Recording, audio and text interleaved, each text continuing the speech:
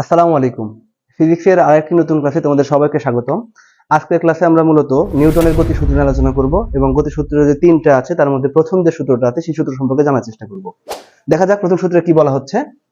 এখানে প্রথম সূত্রে বলা হচ্ছে কোনো বস্তুর উপর বাহ্যিক বল কার্যকর না থাকলে স্থির বস্তু চিরকাল স্থির থাকে এবং গতিশীল বস্তু চিরকাল সমদ্রুতিতে সরল পথে চলতে থাকে। নিউটন বলতে চাচ্ছেন যদি কোনো বস্তুর উপর, ধরো এখানে একটা বস্তু আমি নিলাম এ নামক একটা বস্তু যার ভর হয়তো এম। তো এই বস্তুটার উপর যদি বাইরে থেকে কোনো বল কার্যকর না হয়, এই পাশ থেকে যদি কোনো রকম ফোর্স কার্যকর না থাকে, সেই ক্ষেত্রে এই বস্তুটা যদি স্থির হয় আগে থেকেই, মানে আদি বেগ যদি শূন্য হয়, তাহলে এই বস্তুটা চিরকাল স্থিরই থাকবে।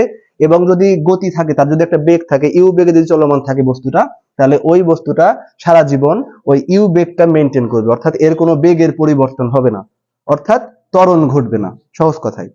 এখন কথা হচ্ছে যে এটা যদি আমরা প্রথম অংশের জন্য চিন্তা করি, সূত্রটা এখানে বলা হচ্ছে যে বাইরের কোনো বল কার্যকর না থাকলে স্থির বস্তু চিরকালে স্থির থাকবে। খুবই একটা সহজ কথা।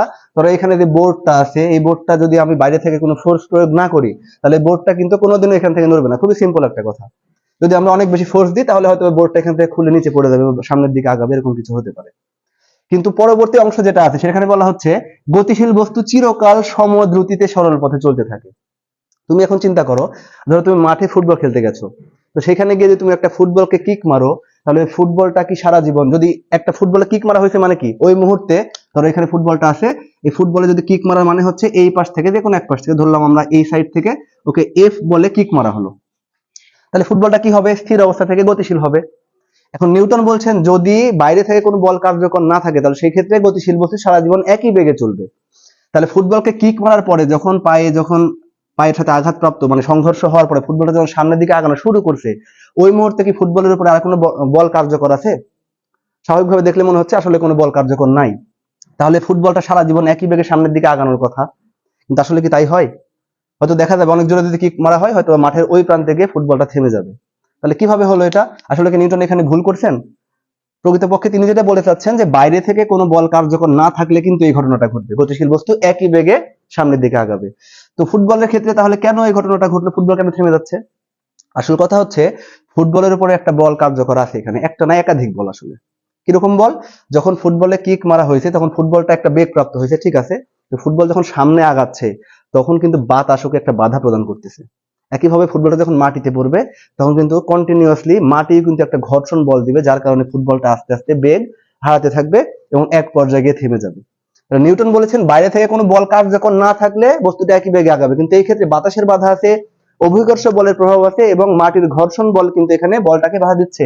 তাহলে অবশ্যই কি হবে, ফুটবলটা আস্তে আস্তে বেগটা হারাবে। সুতরাং এই সবগুলোর ক্ষেত্রে আসলে নিউটনের এই যে সূত্রটা আছে এটা কিন্তু কার্যকর আছে। তো এইটা ঠিক আছে, আমরা বুঝলাম যে একটা গতিশীল বস্তু একই বেগে সারা জীবন চলবে এবং স্থির বস্তু স্থির থাকবে বল যদি প্রয়োগ করা না হয়। তো এখন বর্তমানে সমসাময়িক ভাবে, মানে এখন সাম্প্রতিক একটা জিনিস দেখা যাচ্ছে যে অনেকেই বলতে চাচ্ছেন যে এই যে অনুবাদটা করা হয়েছে নিউটনের সূত্রের, তিনি তো আর বাংলায় সূত্রটা লিখে দিয়ে যাননি, তো এই যে অনুবাদটা করা হয়েছে এই অনুবাদে একটু ভুল আছে। নিউটন বলছেন যে যদি বাইরে থেকে বল কার্যকর না থাকে তাহলে স্থির বস্তু চিরকাল স্থির থাকবে। তো অনেকে বলতে চাচ্ছেন যে আসলে মহাবিশ্বে এমন কোনো স্পেস নাই, এমন কোনো জায়গা নাই যেখানে কোনো বস্তু থাকলে তার উপর কোনো বল কাজ করে না। আসলে কথা ঠিক, যে কোনো বস্তু যদি পৃথিবীতে থাকে, সূর্যে থাকে, অন্যান্য গ্রহে থাকে, এমনকি স্পেসেও যদি থাকে, তার উপরে কিন্তু একাধিক বল সবসময় কার্যকর আছে। যদি একটা স্পেসে একটা বস্তু থাকে তার উপরে পৃথিবীর অভিকর্ষ বল কাজ করছে, চাঁদের আকর্ষণ বল কাজ করতে পারে, সূর্যের আকর্ষণ আছে, অন্যান্য গ্রহে নক্ষত্রের আকর্ষণ আছে, এটা থাকবে, অন্যান্য গ্যালাক্সির আকর্ষণ কিন্তু থাকবে। এখন কথা হচ্ছে যে বল কার্যকর না থাকলে তাহলে কি বলা হচ্ছে, এটা বলে আসলে কি বোঝানো হয়েছে? তো খেয়াল করো, এই কথাটা এখানে খেয়াল করতে হবে আমাদের, যে বাহ্যিক বল কার্যকর না থাকলে, অর্থাৎ আমরা সাম্য বল সম্পর্কে যারা জানি একটু খেয়াল করো। ধরো এইখানে একটা বল বা বস্তুকে আমি রেখে দিলাম, এই পাশ থেকে যদি এফ বল প্রয়োগ করা হয় এবং ঠিক তার অপোজিট থেকেও যদি এফ পরিমাণ বল প্রয়োগ করা হয়, তাহলে এটা যদি এফ হয়, অপোজিট থেকে আসার কারণে এটা মাইনাস এফ হবে, কারণ বল হচ্ছে একটা ভেক্টর রাশি। তো এখন কি হবে, দুই পাশ থেকে সমান পরিমাণ বল প্রয়োগ করার কারণে এই দুইটা বল কাটাকাটি হয়ে এখানে কার্যকর বল কিন্তু শূন্য হবে। তো স্পেসে যখন একটা বস্তু আছে, তো ওই বস্তুটার উপর মোটামুটি কার্যকর বল শূন্য ধরে নেওয়া যায়, কাছাকাছি, মানে একটু বল থাকে যেটা খুবই কম, ওটাকে আমরা শূন্য ধরে নিতে পারি। তাহলে প্রকৃতপক্ষে নিউটন যেটা বলেছিলেন, যেটার অনুবাদ আমরা যেটা করেছি আসলে এটা ভুল না, আমরা ইন্টারপ্রেট করতেছি আসলে ভুল ভাবে। যেখানে বলা হয়েছে বল কার্যকর না থাকলে, আসলে একটা বস্তু যখন স্পেসে আছে তখন কিন্তু তার উপর কোনো বল ওইভাবে কার্যকর নাই। মানে সিগনিফিক্যান্ট কোনো বল কার্যকর নাই, সুতরাং যেহেতু বল কার্যকর নাই, এই জন্য স্পেসে যদি কোনো বস্তুকে আমরা আঘাত করি সেই বস্তুটা কিন্তু সারা জীবন মোটামুটি একই বেগে চলবে। যদিও অনেক দীর্ঘ সময় ধরে যদি এক্সপেরিমেন্ট যদি আমরা করি, সেক্ষেত্রে কিন্তু বেগ কিছুটা হারাবে, সেটা আলাদা একটা বিষয়। তাহলে প্রকৃতপক্ষে আমরা সূত্রটা অনুবাদ করতে ভুল করিনি, আমরা ইন্টারপ্রেট করছি ভুলভাবে। সুতরাং পরিষ্কার কথা হচ্ছে, কোনো বস্তুর উপর যদি কার্যকর বল না থাকে, মানে একাধিক বল কাজ করার ফলে যদি এখানে লব্ধি বল শূন্য হয়, সেটা তো আসলে কার্যকর বল না, কার্যকর বল শূন্য সেই ক্ষেত্রে। তাহলে সেই ক্ষেত্রে হিসাবটা একদমই আলাদা। তো তার মানে হচ্ছে ওখানে কোনো বল নাই ধরে নিতে হবে, কারণ ধরো একটা গতিশীল বস্তু যদি এদিকে চলমান থাকে নির্দিষ্ট বেগে, ধরলাম এই একটা বস্তু, এটা ইউ বেগে এদিকে চলমান আছে সামনের দিকে, এইখান থেকে যদি এফ বল প্রয়োগ করা হয়, তাহলে স্বাভাবিকভাবে যেহেতু বেগ এদিকে আসে, তাহলে পিছন থেকে বল দেওয়ার কারণে এখানে একটা ত্বরণ ঘটবে, এবং ত্বরণ হবে কি, এই ইউ বেগটা এখন আগের চেয়ে কিছুটা পরিমাণে বেড়ে হয়তো বা ইউ+2 ইউ+3 এরকম কিছু একটা মান আসলো।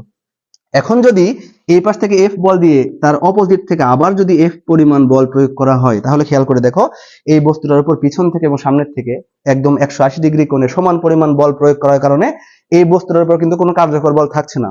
এই কারণে এই বস্তুটা একদম ইউ বেগটা মেনটেন করবে এবং সামনের দিকে একই বেগে আগাবে, সুতরাং বস্তুটার কোনো ত্বরণ ঘটবে না। তাহলে একদম স্পষ্ট কথা হচ্ছে, যদি বাইরে থেকে কোনো বল কার্যকর না থাকে, একাধিক বল ক্রিয়াশীল থাকুক কোনো সমস্যা নাই, যদি কার্যকর বল না থাকে তাহলে সেই ক্ষেত্রেই এই সূত্রটা কিন্তু সেখানে কার্যকর হবে, এই সূত্রটা আমরা সেখানে ব্যবহার করতে পারবো, কোনো সমস্যা নেই।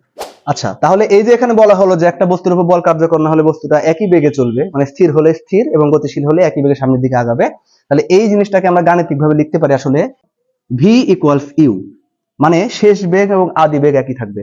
একটা বস্তু যদি 10 মিটার পার সেকেন্ড বেগে চলমান থাকে, সেই বস্তুটা যেহেতু বাইরে থেকে কোনো রকম বল কার্যকর হচ্ছে না, তাহলে সারা জীবন ওই একই বেগে মানে 10 মিটার পার সেকেন্ড বেগে সামনে আগাবে। সুতরাং বস্তুটার আদি বেগ এবং শেষ বেগ সমান হবে, এখানে কোনো রকম তারতম্য আসলে লক্ষ্য করা যাবে না।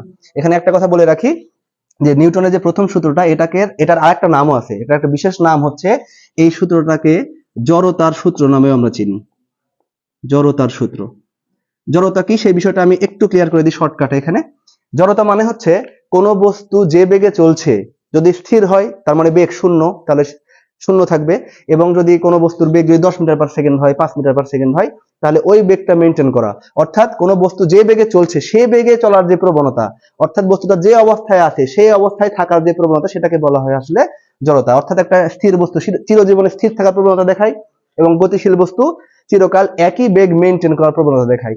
এই কারণেই কিন্তু আমরা একটা স্থির বস্তুকে নামানোর জন্য আমাদের বল প্রয়োগ করতে হয়, এবং একটা গতিশীল বস্তু, ধরো একটা গাড়ি, একটা বাস বা একটা বাইক, ওই বাস বা বাইককে যদি আমরা ব্রেক চেপে থামানোর চেষ্টা করি, তারপরে দেখা যায় কি ওই বাস বা ওই বাইকটা কিন্তু সঙ্গে সঙ্গে না থেমে কিছুক্ষণ সামনের দিকে আগায়, তারপরে আস্তে আস্তে গিয়ে থামে।